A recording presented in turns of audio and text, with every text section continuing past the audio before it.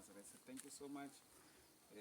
Yeah, silabo maphumulo bafowethu we try to improvise because asiphelele lapha ngifike ngingedwa ingakho ngaveli kodwa ke ekuyena sisengaye kuyena ovelile kanjalo nendawo sikuyo la kwamaphumulo la sivakashele khona ubaba uSibiya kanye nebandla lonke egameni lika Jesu. Siyabonga kakhulu ke bazalwane platform yethu ke platform yabazalwane platform yebandla lika Jesu. Mhlawumbe ngithathele ithuba ngiqale ngibingelele ubaba uSibiya simbingelele egameni lika Jesu. Baba sekubingelele.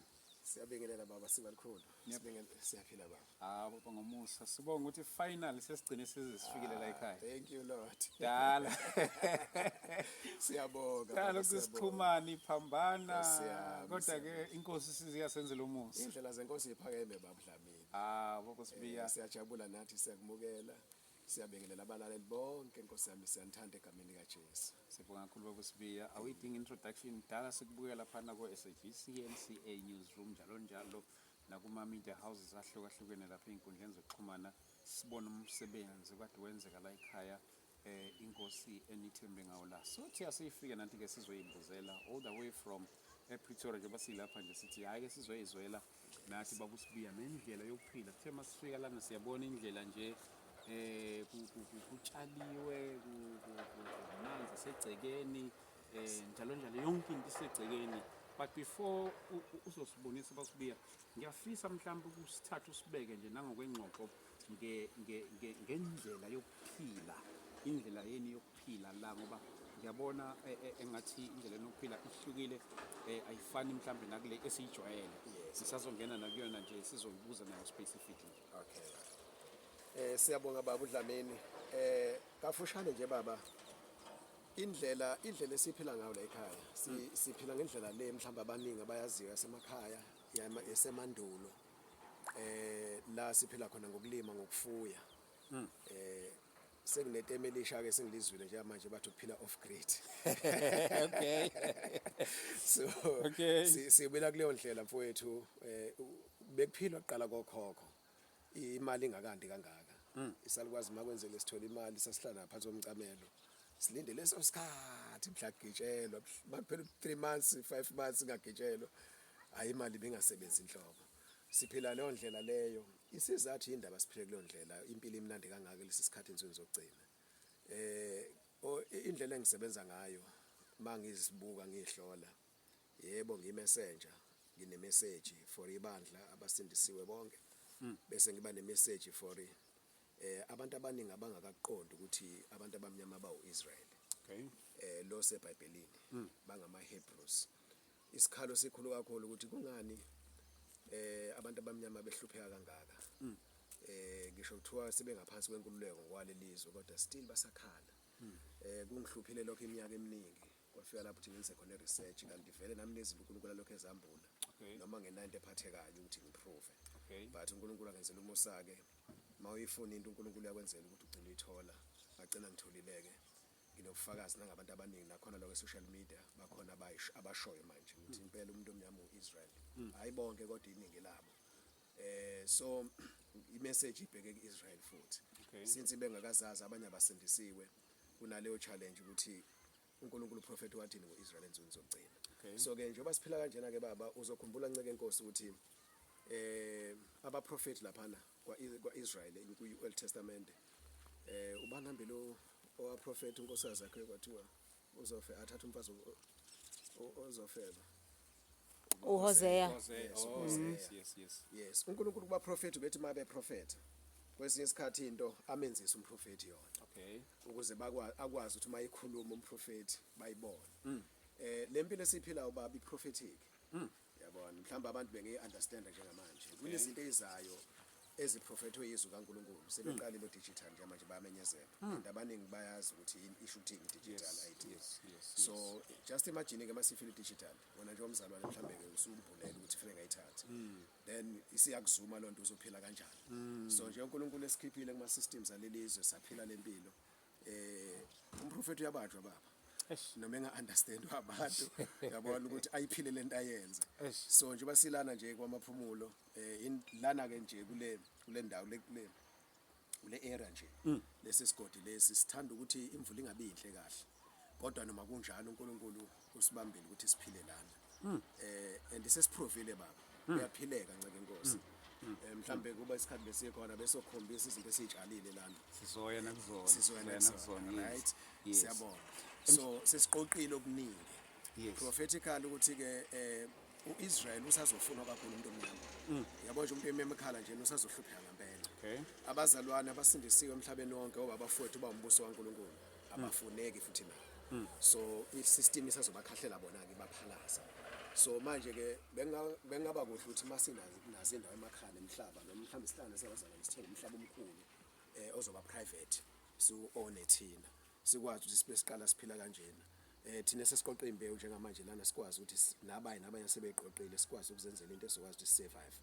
engakafiki inkosi uJesu asikhathazeki uzofika nini kodwa uyosifica silungile senze intando yakhe emhlabeni so basically babi lokho nje kakhulu kodwa ke mawuthi angiphendulanga kahle ngicela ukuthi ubuze baba kuzokala kahle kakhulu baba Sibiya enye into engifisa ukuyithola lapha Sotobe yes baba into yokuthi bekade sibuke endabeni kugcwele abazalwane la ngaphakathi egcekeni nje eindabeni kubonakala khona abazalwane bepheka njalo izinto ezihlukene behlabelela kodwa mangifika la ngibona abazalwane abasekho futhi sibone naseyindabeni ukuthi abazalwane abanye abasezi kuba khona mhlawumbe ungasipha nane update kulokho baba Sibiya yeah no isinqumo se authority yendawo tribal authority inkosi yesizwe yakhipha isinqumo ukuthi abasadingeki kumele bahambe so ke sakuhlonipha ke lokho ke baba okay ngasho kanjalo ukuthi impela abasekho mhlambe leyo isho ukuthini baba Sibiya kunina kwesinye isikhathi anti manje abazalwane bebevele bephila la beyihlukanisile bezophila la ekhaya uma sebesuka la futhi sebabuyela mhlambe la babuyela khona mhlambe oqhubeka nalendlela bebeyiphila la noma mhlambe sebeyophila ngendlela la devele beyiphila before kungesikho ukubuyela ezongweni kodwa mhlambe sengishilo ngokwempilo nje inhloso ukuthi uNkulunkulu abalethelana ngoba balethwa ngemina ungakusho nje baba nje nawe masu ubuka nje urizina akulolu hlanga abaningi ndawonye so ukuhlala kwethu kanjena bekukhombisa ukuthi kunamandla kaNkulunkulu phakathi abantu bayaxabana mfowethu bebathathu bayaxabana abantu bekhafuli ingakafiki nje ingane so how much more sekuhlala abantu aba close to 50 kwesinye isikhathi more than 50 kancane kwenkathi more than 40 so amandla kaNkulunkulu abesihlaliselana and inhliziyo yabo bivumile behlonipha yonke imiyalo inkosi uJesu esifundisayo so ke uma bese sekufika isikhathi ukuthi bayahamba besazi khona besilindele uma silandela impilo yebandla encwadini yezenzo lalihlala ndawonye eJerusalem kodwa kwafika ipersecution esenzo chapter 8 bahlakazeka abazalwane besazi ukuthi lento izogcina yenzekile since sizama ukulandela imfundiso zenkosi uJesu siyipractice then la bebuyela khona ke isinqumo sekumzalwane ukuthi ke uNkulunkulu umsize kanjani njalokho eholo moya engcwele ngeconviction kusuka la edisuka khona ezekhala abafundi uma ke sekusuka ipersecution umzalwane ulalela kuyena ukuthi ke uzoya ngakuphi kwenzakalani so ke ngisho lokho kwamanje and iningi labo babuyela ekuthenini bazoqhubeka baphile lempilo uNkulunkulu asebafundisene ngoba kunenhloso nje bebafundisile baba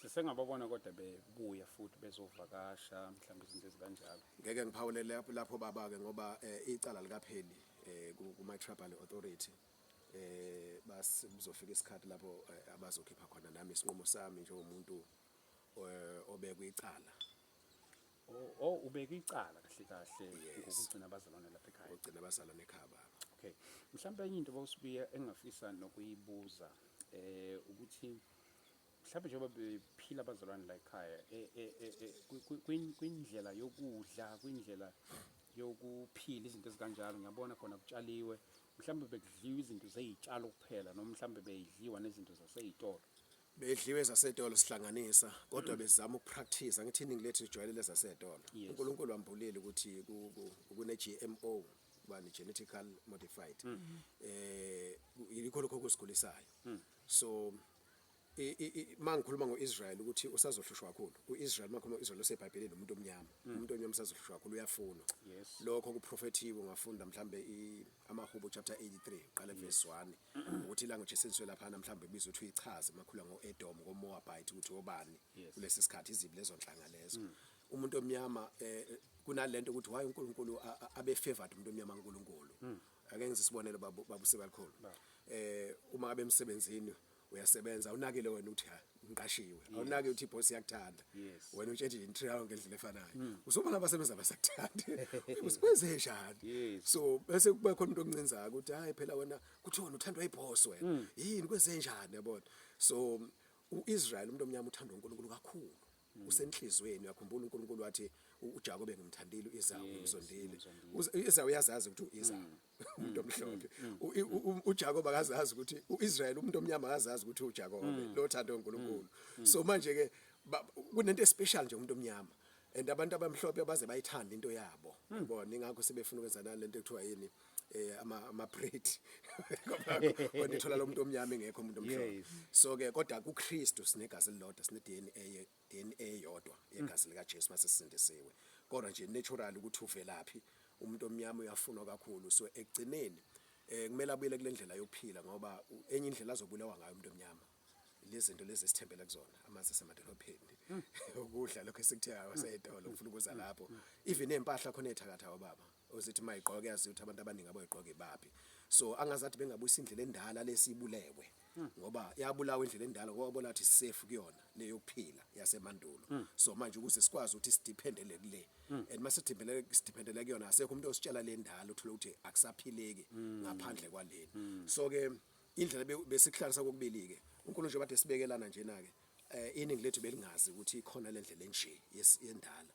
So abaningi sebeyazi ke manje kancane kancane phela ushintsha lulula baba, kancane kancane uyaphuma bese kusebenzisa ke lokwasesitolo indlela uNkulunkulu aprovide ngayo lokho umuntu anakho akutholile ngakubunikelelo somewhere besenza into ekuthiwa i-contribution. Mase ukhona okushodayo sicontribute bese kubhalwa ilist ukuthi izinto eshodayo nombani uzobhala elistini ukuthi mhlambe ngalesi sidingo, mhlambe let's say insizwa idinga mhlambe roll on kuzobhalwa laphana uyabona. So uJesu usifundisa sihlale entweni zonke siyashare, lithi iBhayibheli Izenzo chapter 2 bahlale entweni zonke abangabikho washodayo ngento ethile, bo bezama ukupractice leyo mpilo ke futhi lana. So ke besiphila ke baba ke kanti ke silekelela kakhulu ke sitshalile ke futhi kakhulu, and into esinotisile ngakho ukuthi mawudlile kuyahlala ngoba kuyanelisa, kusho ukuthi kunama nutrients ngoba sitshalele khona. Sike sabona futhi nabazali kuthathwa abantwana babo lapho, mhlambe kuye kwathini mhlambe ukukhala okanye if ukukhala nokuphawula kwabo abazali uma kuthathwa abantwana, mhlambe ke ngithi nje mhlambe bakusibiya nokuphawula kwenu nje ekuhambeni kwabantwana abancane la, mhlambe besithini istand senu? Mfowethu iBhayibheli lisifundisa ukuthi akukho kwenzeka la uNkulunkulu engazi ngakho kumthatha by surprise. So uma bebathathile abantwana inkosi ibinamandla ukuthi isivikele bavikele. So uma ivuma ukuthi bathathe thina sikholwa ukuthi ngithi amaRoma chapter 8 verse 28 maphosisi uNkulunkulu kusebenza konke kube ngokuhle. Ungaba buhlungu njengamanje siyavuma siya-admit ukuthi kubuhlungu ukuhlukana, and uNkulunkulu bese sambulele ukuthi i-world system yenzani kubantu prophetically yini ezokwenzeka kubantu. So ke masizama thina ukuthi sizi adjust kule ndlela esoba safe kuyona bese siyaphuca abantwana kubuhlungwana khona, kodwa ke siduduzwa ilizwi ukuthi ke eqaleni uNkulunkulu ophilayo egcineni kugcinela futhi. So indlela zakhe ephakeme ke mfowethu ungacomplain manje wena kanti uNkulunkulu khona akusebenzayo futhi okuzokujabulisa in future. Sengeke experience into enjalo ke khona ikhala phela ngakhala khona, then later on uNkulunkulu bese vele ukuthi yini kade isebenza. So ke sengafunda ukuthi manje ngingacomplain baba. Ngizothanda bawusibiya ukuthi mhlawumbe usibonise nanendlela zenu ama projects bekade enziwa lapha ekhaya, kodwa before that ngiye ngabona futhi ezinye zezinto beni emphasize indaba yokushisa kwesitifiketi kwama ID, nganoma nangiyaphazama noma ngimention ama ID, mhlawumbe izathu zokwenza konke lokho. Ukushisa kwesitifiketi umzalwane obeyinqumela ngeconviction yakhe, abaye bebefika sebeshizile, abaye bebeshisele endaweni le abakuzona bese bethumela ama video ngeconviction ungibulelwa. Angithi abantu ade begcwelelana abaningi ama professionals, and bebeshisekela ukuphila ubungcwele.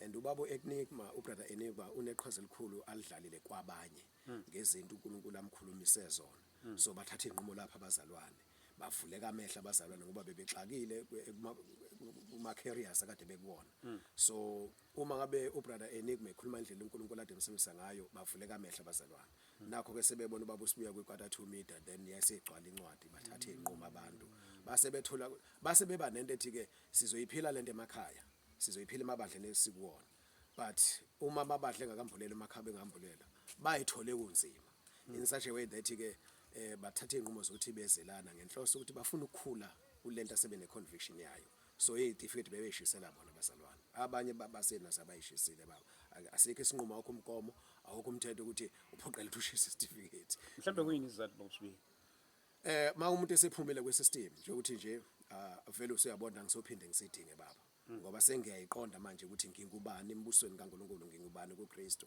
so ke angisayisidingi nanokuthi isisekelo sakho nasiyini usumphulelwe lokho usuya lento efana nokuthi nje baba kade ukhonza amadlozi yabona so ufake iphandla ngithi uma kade esangoma efaka amabhayi ususindisiwe manje usiyalazi iqiniso ukuthi intando kaNkulunkulu ethini then angithi uzophoqela ukuthi athi uzophoqela momzalwane nje uyayishisa lento obusuyaphenduka nentambo uyayishisa so kunjalo ke nasertificate ke ma umzalwane sembulela ukuthi zisukaphi inhloso yazo yini zakhelwe kusiphi isisekelo then uyena uthatha isinqumo sokuthi ayihlukanise nakho bese sala nezwi kaNkulunkulu. Sho ngamanye amagama kusibiya manje sikhuluma ngento yokuthi ukudela konke sikhuluma nangendaba yokuthi even nokusebenza angisasebenzi njalo njalo zonke lezi zinto. Yes baba ake ngiliyasa ngasho ngawo umsebenzi womngoma. Umsebenzi womngoma abantu bayagula ngithi umuntu ababhulela umuntu aphinde futhi abalaphe ingena imali abayibanikele ngenkomo banikele ngemoto umuntu acebe angithi umsebenzi lo baba usuke semsebenzini full time but usemukela uJesu manje useyinkosi nomsindisi uJesu uzoqhubeka nalo msebenzi akaqhubeke na yes into kanjalo ke baba ngiyaxolisa abazalwane nabakam ngiyaxolisa abazalwane mhlambe ayikafiki le information noma lesambulo ukubona kodwa iprofessionalism yonke baba yakhelwe koNkulunkuluwana foreign gods ikakhulukazi bamaRoma naseGibhithe iproof yalokho ikhona baba all over even kwimedia khona baba so ke ma umuntu let's say ake sikhulume nje ngepharmacy baba umsebenzi ukuba ipharmacist uba udokotela bona ikhona information yabona nje inyoka lena kuma emblem yakwa health yes ngiyibona khona ukhadi usisi lena amakhanda amabili bese bakhona nele khanda elilodwa izungu ezithi ibizwa ukuthi i-rod of Asclepius so uma usunolwazi ukuthi ngisho uthini lonto leyo umntwana kaNkulunkulu kusindisiwe angabusayihlanganisa athi siyakhala baba sinabafundisi abasebenza ngezinyoka namadamu bathwela ngithi yabona but masumbulela ukuthi le nyoka isho uthini inhloso yayini umntwana kaNkulunkulu usumbulelwe ngempela oba neconviction then uyalokhuza umsebenzi wakho uyawushiya baba mhlawumbe omunye baba usibiye omunye umuntu angathi why mhlawumbe kuzwakala sengathi kuyinkinga ukusebenza ngoba mhlawumbe omunye ngathi indlela zokuphila vele umuntu kumele asebenze mhlawumbe sesingathi uma ukusebenza kuyinkinga why mhlawumbe engakhithi indlela zemsebenzi njengokuthi mhlawumbe ngingakhona ukusebenza kwa-agriculture since kwa-agriculture ekwazi ukudila nezihlahla inhlabathi njalo njalo why kube kuzwakala sengathi kuyinkinga nje ukuthi umuntu kuyinkinga ukuyosebenza to an extent ukuthi ngishisa certificate izwi kaNkulunkulu lapha kubani lona ningikhomboze uthi abantu bambabhujiswa ukusela ulwazi Hosea chapter 4 verse 6 abantu bambabhujiswa ukuswela ulwazi mufunde iBhayibheli baba ibhizinisi uNkulunkulu ayimisela umuntu iagriculture baba mase sikhuluma eqiniso uma ufunda lona futhi iBhayibheli nje ungathatha ama study iBhayibheli ubone ukuthi iqale kuphi indaba ye-civilization yabona uzoyithola khona lapha eBhayibhelini kodwa emva uba sengena isono but uNkulunkulu wambekela nje insimi umuntu wathi uzodlalana bawuthiwa abantu esifunda ngabo ukuthi omunye wayelima omunye wayifuya ubani wabulala omunye kambe uKhayini wazuzana ukubulala umfowabo uKhayini wabulala Abel so ke omunye wanikela kahle uNkulunkulu omunye wanganikela kahle nanso ke impilo yomuntu umthetho lebekufuna kube khona ukuthi usebenze bese uyanikela la ekhaya abafundi sifunda lokho ngokwezi uPaul Paul lapha 2 Thessalonians chapter 3 qala ukufunda verse 1 ongasebenzi makangahle alisho ungaqashiwe so ke uyabona lana ukuthi siyasebenza lana futhi sisebenza ukudlula lokhu mawuqasha umluba ubuye ube nesikhathi lapha so lama uyimele la funa yonke into yenziwe wena so uprovider funa ukusebenza sazowabona ama project so ungabi nalo ulwazi lokuthi imisebenzi eminingi ibonakala emihle emehlweni labantu but iugibe lokubamba abantu ekugcineni bangabi naso isikhathi necebo likaNkulunkulu and bangasebenzi imisebenzi ngokwentando kaNkulunkulu ngoba lemsebenzi ekhona eminingi ine-influence baba yomubi so uma umuntu kaNkulunkulu usindisiwe iyakungcolisa ngiyaunderstand uma umuntu engamdinga uJesu ophilayo uma umuntu engamdingi uNkulunkulu ophilayo uma engalidingi umbuso kaNkulunkulu but owumntwana kaNkulunkulu mayesezazi ukuthi kungani uJesu ethetha bathi isiphambano sakhe imihla ngilandele wayesho uthini uJesu. So uma uJesu engakabuyi ke iphiwo zethu ayifani kodwa masisebenza khona imisebenzi esingayisebenza njengoba noDorcas babethunga izinto ezilinene uMphostoli Paul wayethunga amatende wayengaqashiwe lapho. He was a professional uMphostoli Paul ngokwelaw kodwa mayesebenza apprenticeship yakhe ukuthunga amatende ebe lawyer ngokwesystem yakwaJuda ubufundiswa iTorah kwaJuda uphinde futhi ufundiswe neskill njengenkosi uJesu yayini iapprenticeship yayo kwakuyilokhuzana icarpentry ngithi so ufundile iTorah plus uthi ubaba wakhe uJoseph wayecarpentry ingakho kuthiwa lombazi siyamaza endaweni uIsrael ubefundiswa kanjalo baba kunama skills embusweni kaNkulunkulu uma ufunda uExodus chapter 31 no chapter 35 uzoyithola futhi indaba lapho uthi kwathi sekulahlekile lokho uNkulunkulu ade baneze khona abaIsrael uNkulunkulu wafaka umoya wakhe engcebweni ethile wafaka umoya wakhe baba nama skills wafunda ama skills ama-version ahlukene uzowathola so umbuso kaNkulunkulu ngoExodus chapter 19 verse 6 ukuthi senziwe saba umbuso soIsrael somuntu omnyama siphelele baba so nokusebenza futhi khona siphelele so ke lento yeprofessionalism eqhamuka ngendlela yabezizwe izosintshontsha isisusa uNkulunkulu ophilayo osiprovide ngazo zonke izidingo zethu then bese isiyisa koNkulunkuluwana sikhothame kubona so that's why uNkulunkulu ethi asiphume kwisystem yalelizwe ngama systems akhonke sihlambulule ngoba sigcina sesicelebrate kanti celebrate uNkulunkulu nabathile baba lapha emsebenzini uyaphoqeleka ukuthi uma usebenza ucelebrate into ongafuni ukuyicelebrate udlala ama sports ongafuni ukubadlala wonke ama sports baba anoNkulunkulu yonke into yalelizwe nje inoNkulunkulu lona khona osuke ebhekelele baba. Okay Bobsi mhlawumbe siyacela baba usithathe usibonise nama project akhona nje lapha ekhaya usithathe usibeke lapha nalapha ke siwabona nje nendlela zokuphila ndeni bese sikwazi ukusiqhubeke nenkulumo yethu. Siyabonga kakhulu baba. Amen. Mhlawumbe asivele sishone khona baba. Sivele sisiwabona wena kwezokusithatha usibeka ukuthi lana senzani lana senzani.